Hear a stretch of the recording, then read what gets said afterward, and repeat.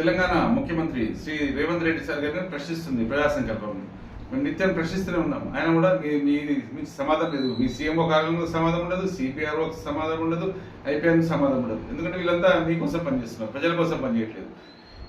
ఎందుకు ప్రశ్నిస్తున్నా అంటే జిహెచ్ఎంసీ పరిధిలో అవినీతి ఎక్కడ జోరుగా అంటే టీజీపీ పాస్ నిబంధనలు ఉల్లంఘించి నిర్మాణం ఒకలాగా, అనుమతులు ఒకలాగా, నిర్మాణం ఒకలాగా, ప్రాపర్టీ ట్యాక్స్ అవకతవకలు మొత్తం అంటే ఈ అక్రమ నిర్మాణాలకు వాటర్ వర్క్స్ వాళ్ళు అక్రమ కనెక్షన్, ఈ అక్రమ నిర్మాణాలకు విద్యుత్ శాఖ వారు అక్రమ కనెక్షన్ ఇస్తున్నారు. వీటి మీద చర్య లేవు.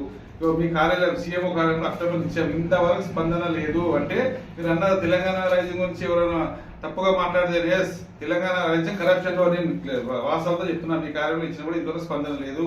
కాబట్టి తక్షణమే మేము ఇచ్చిన చూడండి, ట్విట్టర్ వేదికగా, ఇన్స్టాగ్రామ్ వేదికగా, ఫేస్బుక్ వేదికగా, ఈమెయిల్ ద్వారా మేము ఇచ్చిన ఫిర్యాదులు స్పందించే అధికారుల మీద తక్షణమే చర్యలు తీసుకోవాలి. సస్పెండ్ చేయాలా, నిరుద్యోగులు చాలా మంది ఉన్నారు, సస్పెండ్ చేయాలని మేము డిమాండ్ చేస్తున్నాము.